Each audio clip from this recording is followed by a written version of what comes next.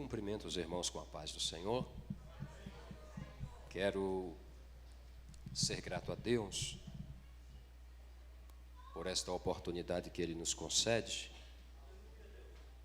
de dizermos que Ele é bom e eterna é a sua misericórdia. Quero louvar a Deus pela vida do pastor desta igreja, pastor Casimiro. Que Deus continue abençoando a sua vida, a pastora, que Deus possa prosperar abundantemente esta obra. E isso é coisa natural. Tem uma frase que diz que o fogo queima, a água molha e a igreja cresce. Então, isso é algo natural. A igreja de Jesus Cristo, a tendência é crescer, porque as portas do inferno não prevalecem contra esta igreja. Que Deus abençoe também o pastor Tiago Frazão, pelo convite que nos alcançou, e que Deus assim possa abençoar toda a igreja. Como nós estamos no aniversário da igreja, e aniversário sempre tem presente, Deus tem um presente para você. Amém? Alguém não acreditou, mas alguém acreditou. Diga para quem está do seu lado, Deus tem um presente para você. Glórias a Deus. Abra sua Bíblia, por gentileza. Isaías capítulo 45, versículo de número 22.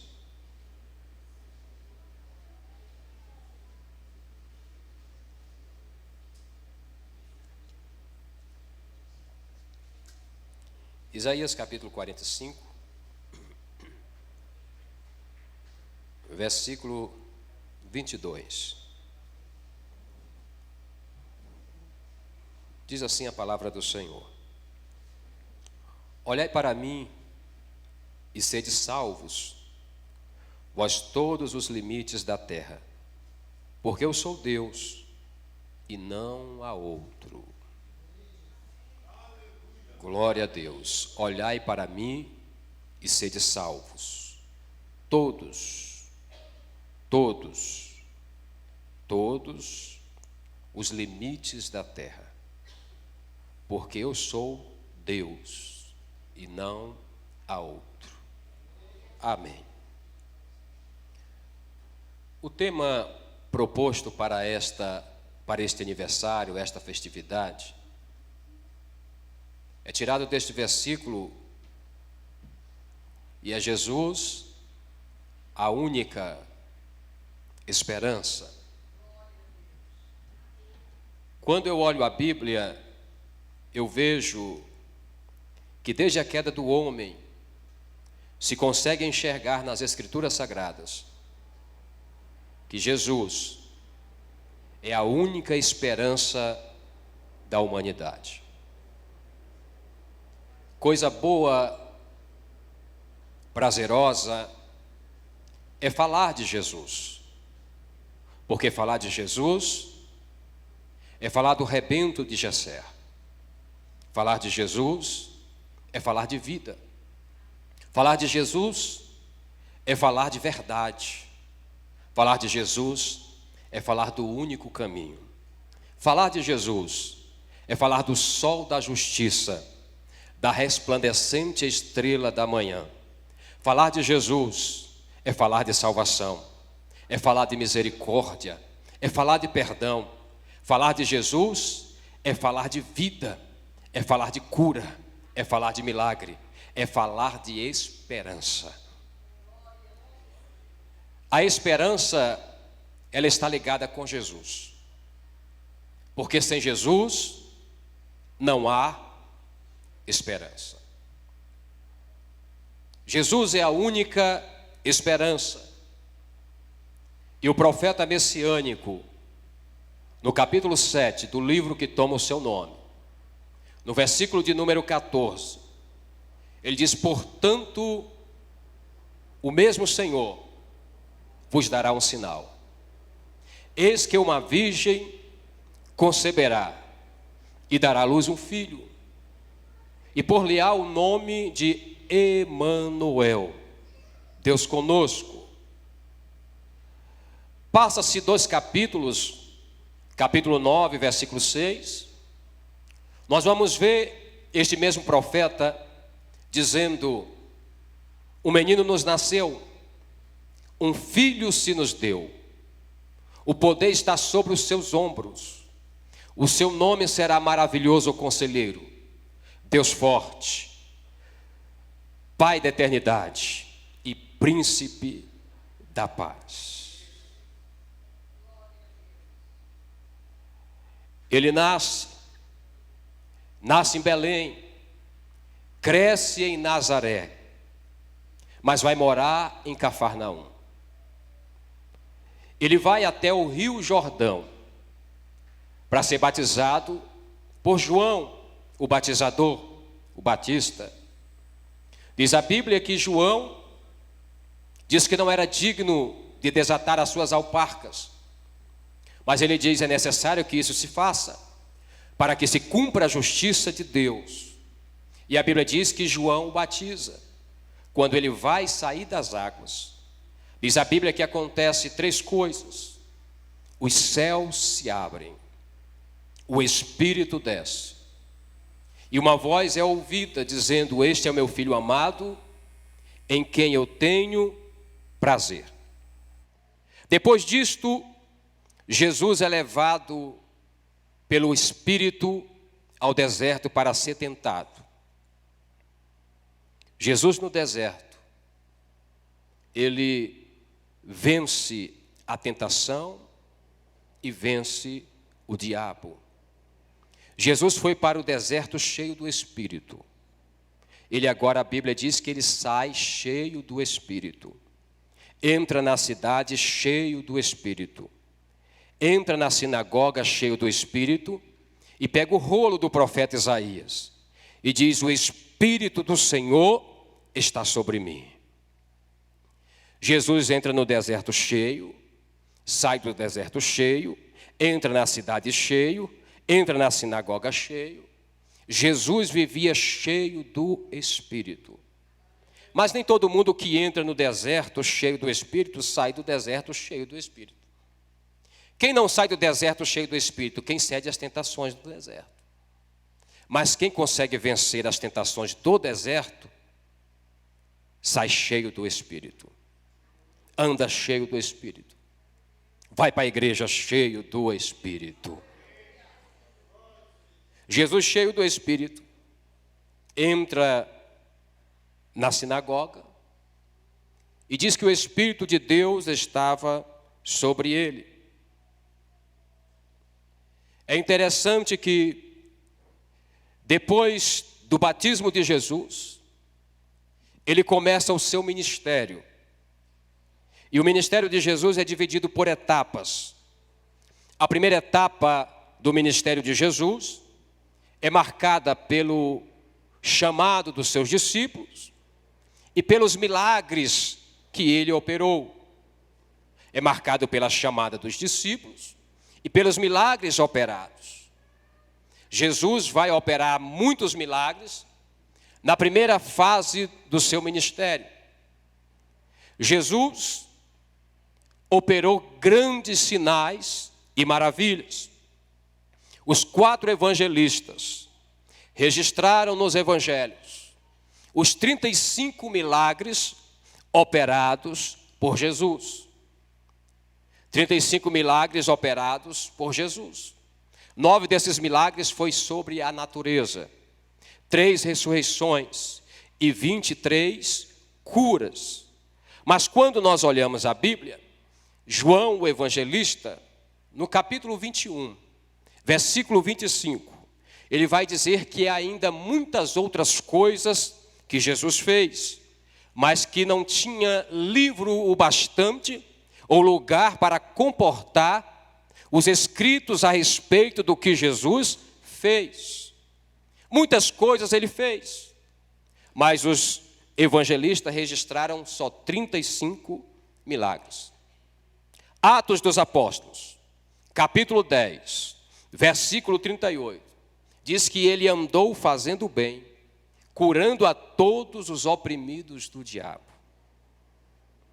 Jesus trouxe esperança para muita gente. Jesus mudou a história de muitas pessoas. Eu e você somos testemunhas disto, da mudança que Jesus opera na vida do homem. Eu vim esta noite simplesmente falar do que Jesus faz. Tem gente que falar do que Jesus faz não é o suficiente para ele.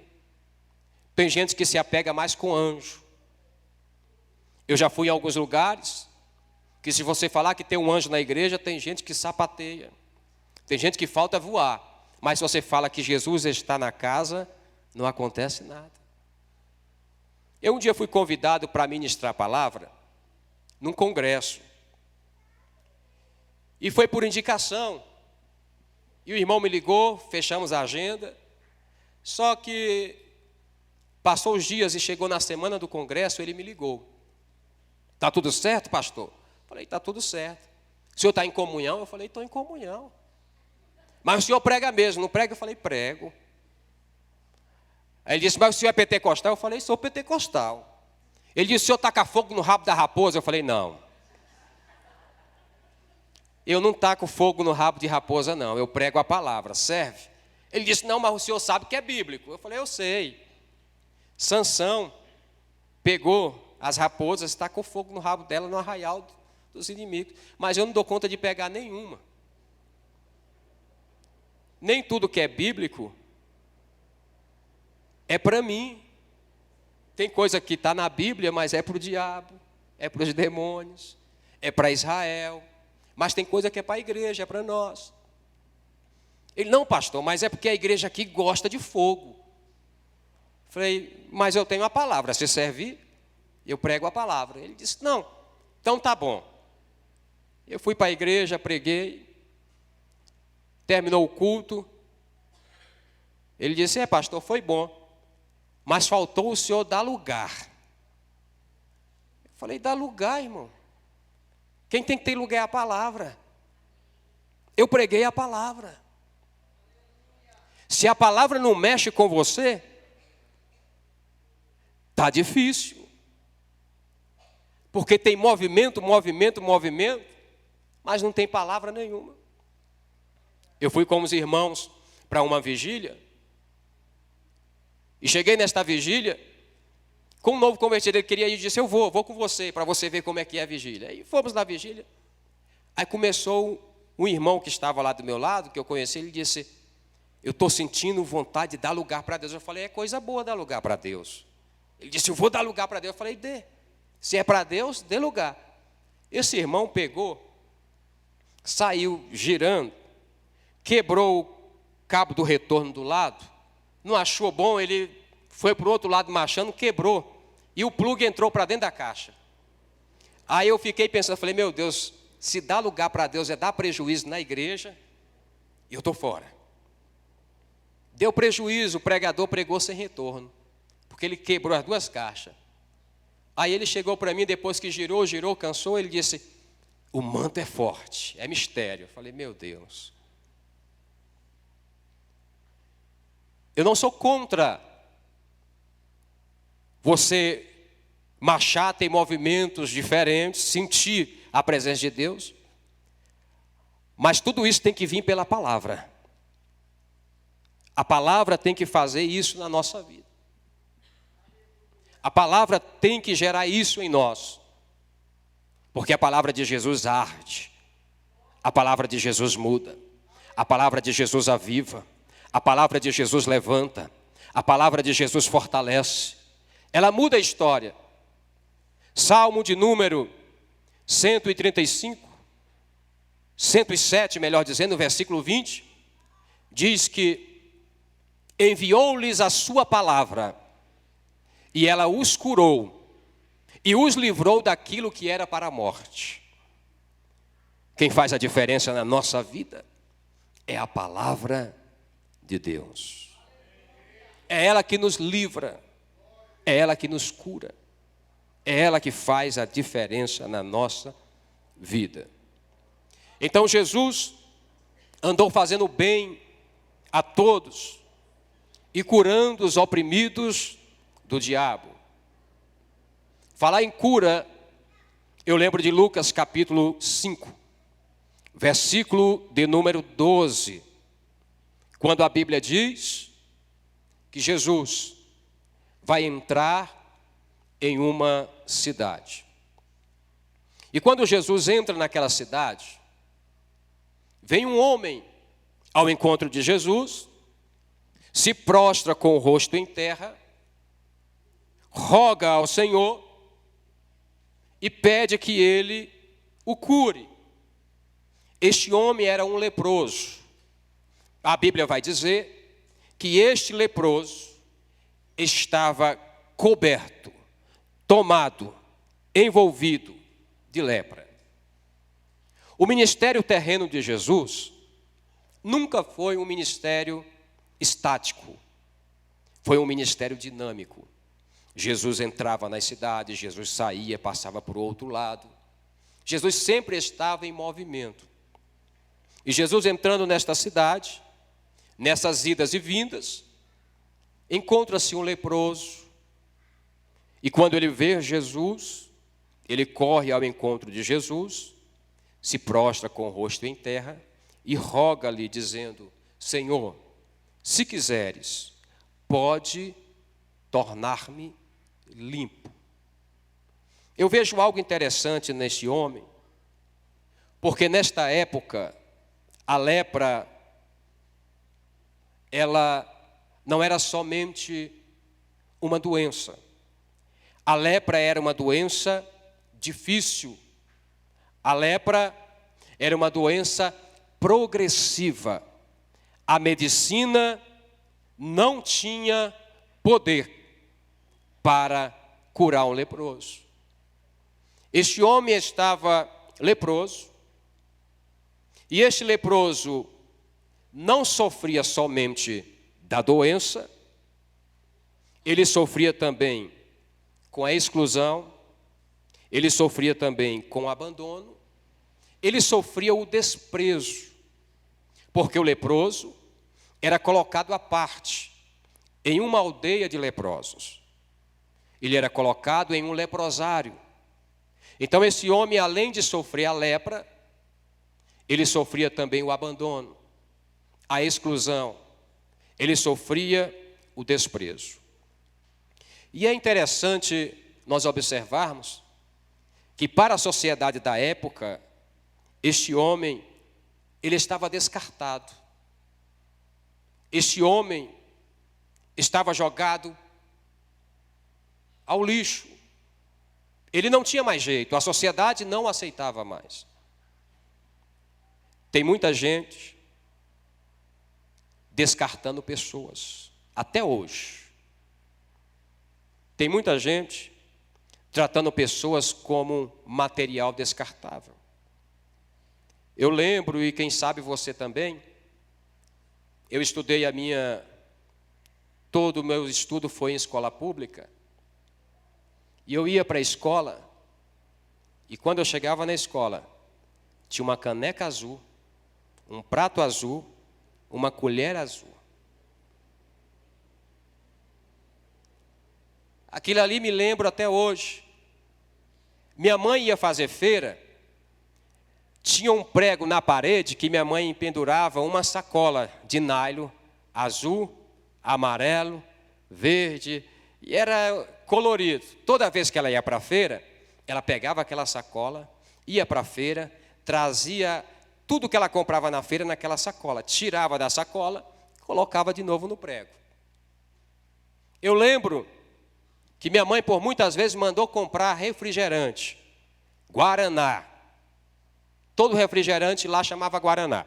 Então, compra um Guaraná, tinha garrafa, que não era descartável, e você ia, levava, trocava e pegava a garrafa. São coisas que a gente lembra que não eram descartáveis. Mas hoje, é PET. Na escola não tem mais prato azul, caneca azul, colher azul. Eu creio que na sua casa não tem uma sacola de nylon pendurada em algum lugar, Porque hoje você tem sacolas descartáveis. Hoje nós vivemos na era do descartável. E nós queremos, muitas das vezes, fazer com as pessoas como se faz com uma sacola, como se faz com uma garrafa PET, como se faz com algumas coisas. Achamos que pessoas também são descartáveis. Mas João, no capítulo 6, versículo 35, Jesus vai dizer: aquele que vem a mim, de maneira nenhuma lançarei fora. Jesus está dizendo: ninguém é descartável. Para a sociedade da época, aquele homem era descartável. Foi descartado, foi jogado, foi lançado. Não tinha mais valor. Mas Jesus chega aonde aquele homem estava e muda a história dele. Porque Jesus veio para dar esperança para quem não tem nenhuma esperança. Jesus veio e é a esperança daquele que o homem diz: não tem jeito, não serve mais, não presta, está coberto de lepra. Jesus chega e diz: ser limpo, a esperança para você. Aquele homem enxergou em Jesus a sua única esperança. Os sacerdotes não chegavam perto, os escribas também não, o governador também não, os fariseus, saduceus, essênios, herodianos não passavam perto. Mas Jesus encontrou aquele homem e mudou a história daquele homem. Para a sociedade ele era descartado, era causa perdida. Ele estava deformado. Aquele homem estava insensível. Aquele homem estava vivendo um momento difícil. Ele estava apodrecendo vivo. Chagas no seu corpo, fedendo, estava apodrecendo vivo. Mas Jesus é a esperança. Jesus é a esperança para aquele que está deformado. Jesus é a esperança para aquele que está insensível. Jesus é a esperança para aqueles que estão vivos, mas estão apodrecendo. Tem muita gente viva por aí, mas está apodrecida. Tem muita gente viva por aí, mas está insensível. Tem muita gente viva por aí, mas está deformada. Mas Jesus é o único que pode mudar a história dessas pessoas. Lepra na Bíblia é símbolo de pecado. Tem gente por aí coberto de lepra. E quem pode mudar a história deles? Jesus. Quem pode transformar a vida deles? Jesus. Quem pode restaurar a comunhão deles? Jesus. Só Jesus muda a vida do homem. Por mais difícil que pareça, Jesus é o único que pode mudar a vida do homem. Por mais cruel que seja a dor, por mais difícil que esteja a luta, Jesus pode mudar. Não desista, não perca a esperança. Ainda que você diga é impossível, deixa eu te dizer uma verdade. O impossível é linguagem nossa. O impossível é linguagem humana. Deus só conhece o impossível porque nós falamos do impossível. Porque para Ele, essa linguagem Ele não conhece. Lucas capítulo 1, versículo 37. Está escrito assim: para Deus nada é impossível. Então Deus não conhece essa linguagem do impossível. E graças a Deus por isso, porque para Ele não há nada impossível e os beneficiados somos nós. Para Ele não há impossível e quem ganha com isso somos nós, que cremos no impossível.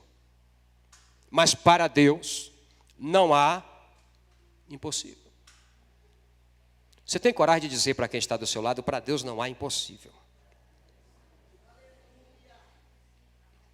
Às vezes nós nos deparamos com situações que pensamos que é impossível. Isso é linguagem humana, isso é coisa nossa. Eu trabalhava no escritório de representação das universidades federais e a gente representava algumas universidades aqui em Brasília. O FRPE, o UFC, o FRN, Universidade de Alfenas, Universidade Federal do Rio Grande do Norte. E a gente fazia uma linha, uma ponte junto ao MEC com essas universidades. E veio uma funcionária da UFRPE, a Universidade Federal Rural de Pernambuco, para trabalhar com a gente no escritório. Ela veio numa terça-feira, e ela chegou para conhecer o escritório e disse, aonde é que eu vou ficar instalada? Eu disse, olha, tem essa sala à minha direita e tem essa sala de frente para a minha. A senhora escolhe. Ela disse, eu vou ficar nessa de frente. Ela disse, eu estou de recesso de tramitação, eu volto na segunda-feira. Falei, tá bom, seja bem-vinda. Como o escritório, a parte que a gente trabalhava é na parte de baixo, quando ela foi subir a escada para ir embora, ela disse, deixa eu perguntar uma coisa. Eu disse, pode perguntar. Ela disse, vem cá, eu subi, passei lá em cima e eu vi que estava cantando um hino evangélico. E estou ouvindo aqui no seu computador também. Aqui no escritório é todo mundo evangélico? Falei, sim. Do chefe até o office boy é todo mundo evangélico. Ela disse, vixe, eu não vou dar certo aqui não, porque eu sou espírita. Eu disse, vai dar certinho. Aqui é o lugar da senhora. Ela disse, na segunda eu volto. Falei, tá bom. Fui na CPAD, comprei uma Bíblia da mulher, e cheguei em casa e eu disse, amor, não empacota não, só compra um lacinho vermelho e dá um lacinho nessa Bíblia que eu vou dar de presente. Coloquei em cima da mesa, que seria a mesa que ela ia trabalhar. Quando ela chegou na segunda, ela olhou e disse, o que é isso? Eu disse, presente de boas-vindas. Ela tirou o laço, rasgou o plástico, abriu a Bíblia, fechou e disse, mas logo uma Bíblia? Eu disse, é o melhor presente que eu poderia dar para a senhora. Ela abriu a gaveta e colocou a Bíblia dentro. Quando foi na terça-feira, ela chegou com a folha tamanho A4 e disse, está aqui, essa é a prece que eu faço todos os dias. Se você fizer a minha prece, eu leio a Bíblia. Falei, então eu tenho que fazer essa prece? Ela disse, é. Eu coloquei embaixo do vidro da minha mesa, como a divisão das salas era uma divisória mais ou menos dessa altura do púlpito, o resto do vidro, toda vez que eu chegava, eu colocava o cotovelo em cima da mesa, olhando para aquele negócio, dizendo, meu Deus, que coisa xoxa. Não é isso que eu estou sentindo vontade de dizer. E ela olhava de lá, e viu olhando para aquele negócio, começou a ler a Bíblia. Começou a ler a Bíblia. Depois de 3 meses, ela começou a chorar. E me chamou e disse, Juscenilson, faça favor. Eu fui. Ela disse, olha, eu estava lendo aqui os evangelhos e vi que Jesus operou muitos milagres. Essas histórias, é história com E ou é história com H? Eu falei, é história com H, aconteceu. E ele ainda opera milagre. Aí que ela se derramou em lágrimas. Ela disse, eu não sou de chorar, não sei o que está acontecendo comigo. Eu disse, se der vontade eu choro com a senhora, fique à vontade. Ela disse, sabe o que é? É que eu tenho uma tia que tem uma enfermidade. E se milagre acontece mesmo, se Jesus opera milagre até hoje, eu quero que ele cure a minha tia. Aí eu disse, ele vai curar. Ela disse, sério? Eu falei, vai, Jesus vai curar a sua tia. Ela disse, olha, minha tia tem 84 anos de idade. Há 46 ela sofre de uma enfermidade. Quando ela falou o tempo, eu dei umas tremidas nas pernas, irmão, como homem, que acredita no impossível, mas sabe que para Deus não há impossível. Deu umas tremidas nas pernas. Ela disse, mas tu disse que Jesus cura, não cura? Eu falei, ele cura. Ele cura. Ela disse, semana que vem eu retorno a Recife. E eu quero chegar lá e a minha tia está curada. Se ele curar minha tia, eu aceito ele. Não é assim que diz? Aceita Jesus? Eu falei, é. Então eu vou passar para a lei dos evangélicos. Falei, Jesus vai curar, com licença. Aí fui para a minha mesa, sentei na cadeira, abaixei como quem estava amarrando o cadastro. E falei, e agora, Jesus, se o Senhor não curar? O Senhor não mandou eu dizer que curava. Cheguei em casa, eu chamei minha esposa, chamei minhas duas filhas e disse, amor, Camila, Natália e SOS, eu preciso de ajuda. Vamos orar. Durante essa semana, a madrugada toda, vocês topam orar comigo? Vamos jejuar, amor? Ela disse, vamos. 3 da manhã, todo dia orando. Jesus opera um milagre. Jesus cura aquela mulher. Quando foi na sexta-feira, eu liguei para ela e disse, Isaías 55:12, com alegria saireis e em paz sereis guiada. Jesus vai operar o milagre. E continuei orando. Ela passou 2 semanas em Recife. A campainha toca. Só estava eu no escritório. Quando eu subo e olho na porta, quem está na porta? Ela. Deu a tremida de novo nas pernas. Será? Nós temos esse negócio, né? Será? É igual hoje. A gente está com uma reforma em casa e a gente teve que mudar para um outro cômodo. E eu liguei a geladeira e ela fez zup, e depois parou. Aí minha esposa disse, a geladeira não está fazendo barulho não. Eu falei, eu liguei e desliguei. E liguei de novo, ela não funcionava. Disse, ixi, já queimou. Eu falei, uai, só pensa no que vai dar errado. Calma, o motor deve estar dando uma esfriada aí, mas vai funcionar. Nós temos o botãozinho que nós apertamos, será? Não sei, acho que não vai dar. E eu apertei esse botão, abri a porta, ela entrou, colocou a pasta e a bolsa em cima da mesa do office boy. E eu falei, como é que foi a viagem? Ela disse, foi bem. Eu falei, e Recife? Ela disse, tá sol, tá bom. E a coragem de perguntar, e a sua tia? Estou falando sinceridade. Às vezes a gente também dá uma... Quem nunca deu? Todos nós. Aí, eu não perguntei. Ela disse, eu quero falar com você a respeito da minha tia. Eu falei, pode falar. Aí disse, olha, minha tia foi nas melhores clínicas de Recife. Fez uma bateria de exames. Não consta mais nada. O que eu faço para aceitar Jesus? Aí eu fiquei forte. Aí eu disse, eu não falei que Jesus curava? Eu falei. Na hora, irmão, depois que o milagre acontece, você pega o pandeiro e diz, só o Senhor é Deus, canta do outro lado o hino da vitória. Do outro lado é fácil de cantar. Do outro lado é fácil de se prostrar. Mas esse leproso, ele se prostrou antes do milagre acontecer. E disse, se tu quiseres. Não é se tu pode, eu sei que tu pode. É se tu quiseres. Tu pode tornar-me limpo. A questão aqui não é o poder. A questão aqui é teu querer. E o que acontece conosco não é que Jesus não tem poder, não é que Deus não tem poder, é o querer dele na nossa vida. Porque as coisas acontecem no tempo de Deus. Como eu falei, Jesus tinha um ministério não estático, mas dinâmico. Chegou o dia de Jesus passar naquela cidade e encontrar com aquele homem. E aquele homem não perdeu a oportunidade. Disse Jesus, é minha única esperança. E ele foi, prostrou-se, rogou, e Jesus mudou a história dele. A única esperança para aquele homem era Jesus.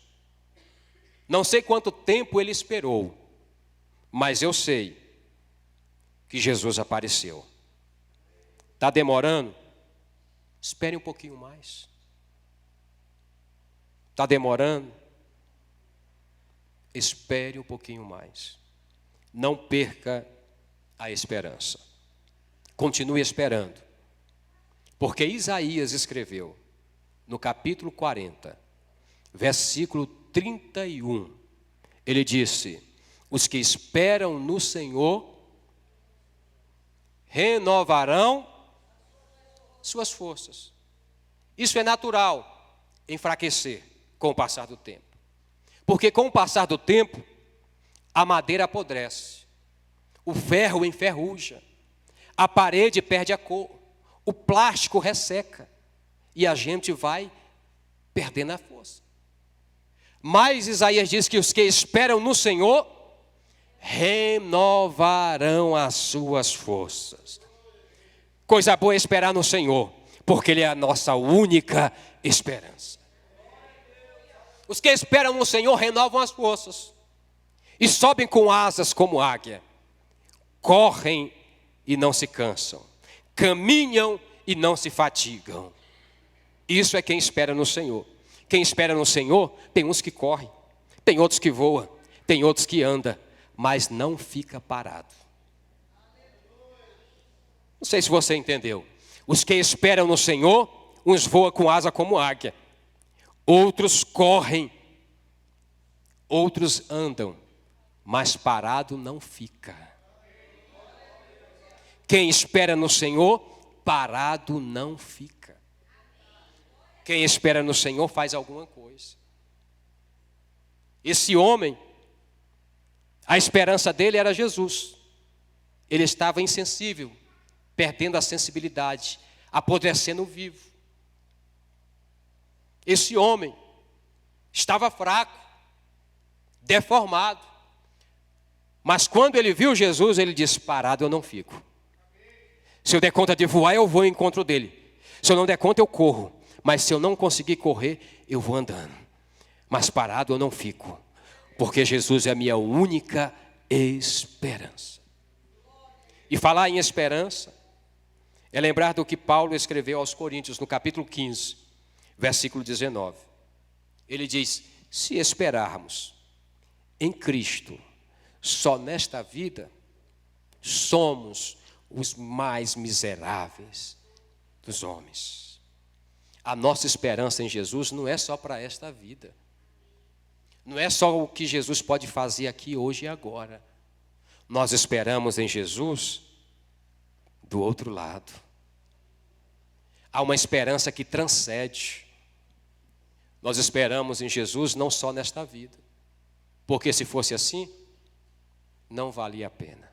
Seríamos os mais miseráveis dentre os homens. João capítulo 14, versículo de 1 ao 3. Das últimas instruções de Jesus aos seus discípulos. Ele disse: não se turbe o vosso coração. Credes em Deus, crede também em mim. Na casa de meu Pai há muitas moradas. Se não fosse assim, eu vos teria dito, pois vou vos preparar lugar. E se eu for e vos preparar lugar, virei outra vez e vos levarei para mim mesmo, para que onde eu estou... Que esperança! Esperança além desta vida. Nós esperamos Jesus do lado de lá. Ele nos prometeu moradas eternas. E Ele disse que viria outra vez e nos levaria para estarmos com Ele. Atos capítulo 1, versículo 11. Varões galileus, por que estáis olhando para cima? Esse Jesus que viste subir, Ele vai descer, vai buscar e voltar, vai vir buscar os seus. Isso é a nossa esperança. A única esperança de ir para o céu é Jesus. Nós vivemos aqui, mas a Bíblia diz, e nos últimos 2 capítulos de Apocalipse finais, fala de um novo céu e de uma nova terra, aonde não há choro, aonde não há dor, e aonde Jesus está. E é para lá que nós vamos. Isso me dá vontade e esperança.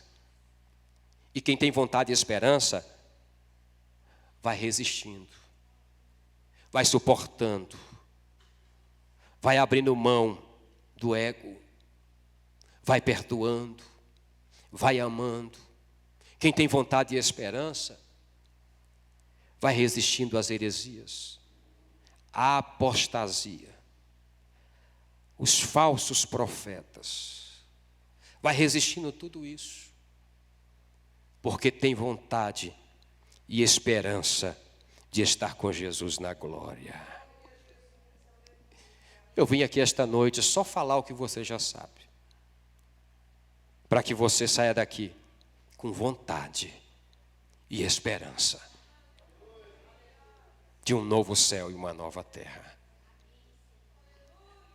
Há um novo céu, há uma nova terra que nos aguarda. Jesus nos deu esse privilégio. Enquanto vivermos nesta terra, Jesus será a nossa única esperança. E quando estivermos perto de sair daqui para lá, não esqueça que Ele também é a nossa esperança lá. Não se turbe o vosso coração. Você já crê em Deus, crede também em mim. Jesus está dizendo, não fiquem perturbados. Quando Ele fala não turbe o coração, a palavra coração aqui não é cardia de coração, do grego. Não aparece no original cardia, aparece psique. Porque quem se perturba é a alma. E é na alma que nós temos intelecto, vontade e emoções. Ele está dizendo, não fiquem perturbados, não fiquem aflitos. Vocês já creem em Deus, creia também em mim. Na casa de meu Pai há muitas moradas. O céu é melhor, porque esse mundo vive em aflição, deixando as nossas vidas aflitas, perturbadas. Você não pode ligar uma televisão, não pode acessar o site na internet, só são notícias que nos deixam cabisbaixos, tremendo, amedrontados. O mundo vive em aflição. Aí Jesus disse, crê em Deus, crê também em mim. Quem crê em Deus e crê em Jesus, vence gigantes, alcança a promessa. Ele disse, na casa de meu Pai há muitas moradas. Lá tem lugar para o alto, para o baixo, para o gordo, para o magro, para o branco, para o negro, para o feio, para o bonito, para o rico, para o pobre. Lá tem lugar para o brasileiro, para o alemão, para o carioca, para o paulista. Lá tem lugar para quem usa salto alto, usa rasteirinha, para quem usa gola polo, para quem usa social. Lá tem muitas moradas, lá tem lugar para quem tem cabelo liso, tem lugar para quem faz chapinha, lá tem lugar para todo mundo. Quem colocar a esperança em Jesus, lá tem lugar. Tem lugar para mim, tem lugar para o seu pai, para o seu tio, para o seu neto, para o seu bisneto, tem lugar para o seu filho, para o seu cunhado, para o seu sogro, para a sua sogra. Lá no céu tem lugar para todos. Há muitas moradas e essa é a nossa esperança. Ele diz, para que onde eu estou, estejais vós também. O céu é melhor porque esse mundo está em aflição. Porque tem morada para todos. E porque Jesus está lá. Eu quero ir para o céu, não é porque eu não quero ir para o inferno. É porque Jesus está lá. Eu quero ir para o céu não é para ver Abraão, Isaac e Jacó. Porque Mateus 8,11 diz que muitos virão do Oriente e do Ocidente a sentar-se a uma mesa com Abraão, Isaac e Jacó no reino dos céus. Eu quero ir para o céu porque na mesa também Jesus vai estar. Porque Ele é a nossa única esperança. Eu gostaria que você ficasse de pé no nome do Senhor Jesus.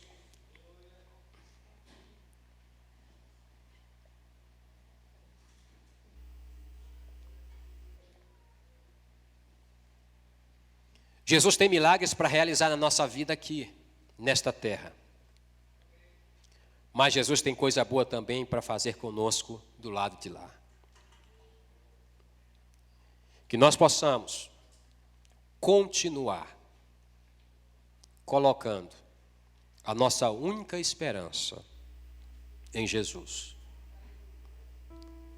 Que nós venhamos viver não pelas emoções, mas pela convicção. Porque nem todo dia a gente se emociona. Nem todo dia a gente está emocionado. Mas convicção quem tem é todo dia. Nem todo dia eu estou emocionado, mas todo dia eu tenho convicção de que Ele vai voltar, de que Ele é a minha esperança, de que Ele vai mudar a minha história. Eu creio que Ele vai mudar a tua história. Eu já encerro. Eu tenho 2 filhas, como eu falei. Uma tem 15 anos, vai fazer 16, e a outra tem 22, vai fazer 23. A mais velha chama Camila. Camila se formou um ano retrasado na Católica. E quando ela foi para a Católica estudar, ela chegou para mim e para a mãe e disse: pai, mãe, eu quero falar com o senhor.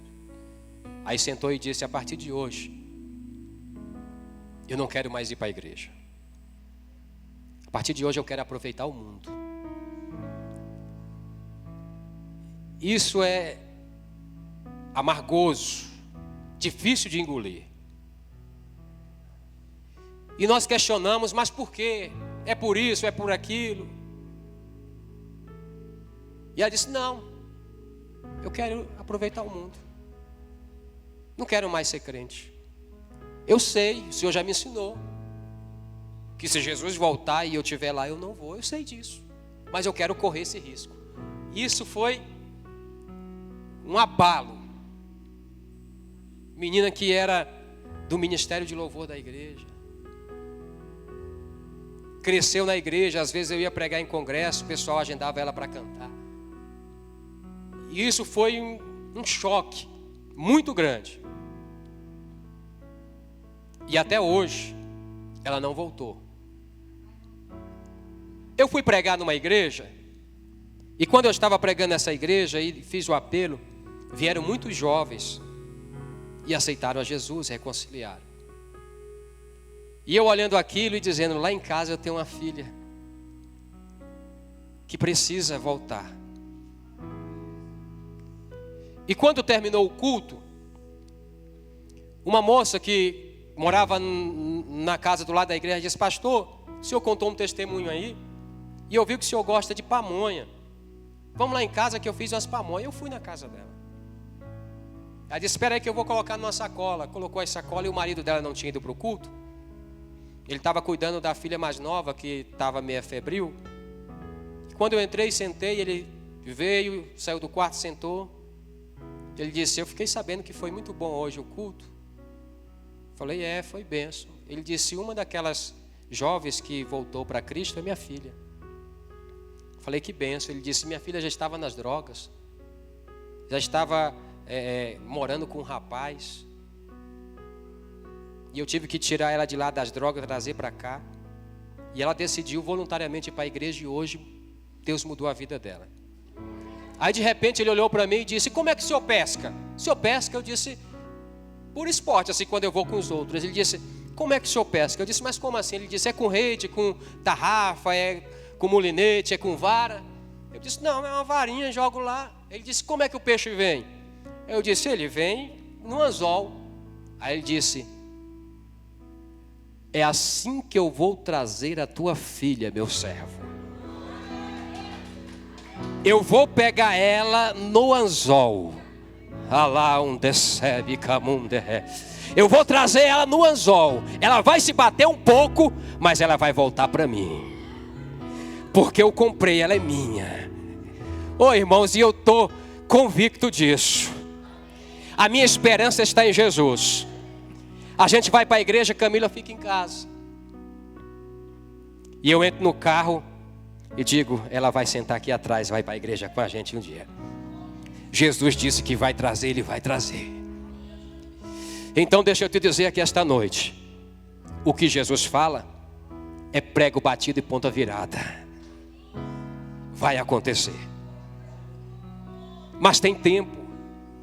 Então enquanto não chega, continua crendo, continua esperando. Espera um pouquinho mais. Eu não sei quanto tempo aquele homem esperou, mas a hora chegou e o milagre aconteceu. Eu sei que vai chegar na minha casa e vai chegar também na tua. Deus vai mudar a história lá. Eu não sei se você tem filho, filha, esposo. Eu não sei quem é. Mas esta é a palavra que Deus coloca no meu coração agora. O milagre vai entrar na tua casa.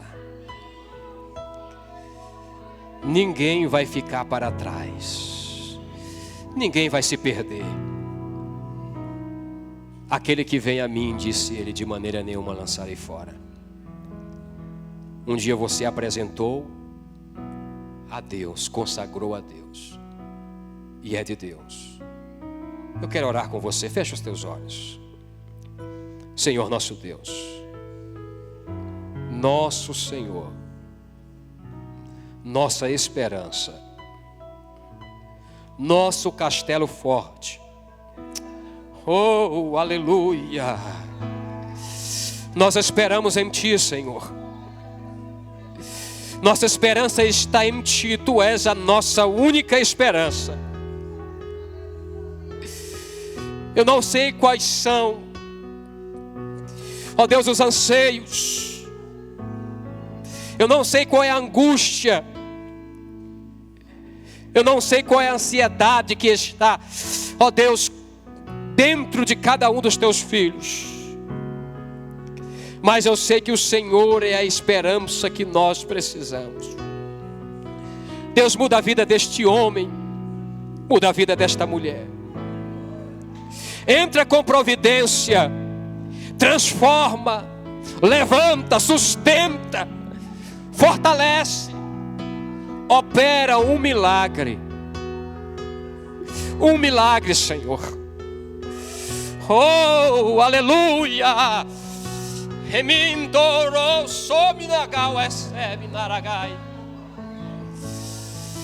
Nós sentimos a Tua presença nesta casa.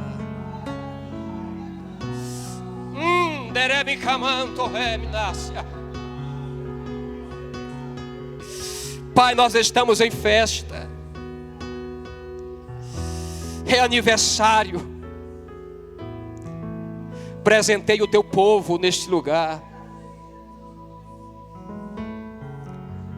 Dádivas, Senhor, são presentes. Galardão é presente. Galardoa o Teu povo nesta casa. Presentei este homem, esta mulher, este jovem, este adolescente. Marca, Senhor, esta festa. Honra este compromisso dos Teus filhos contigo. Faz maravilhas neste lugar.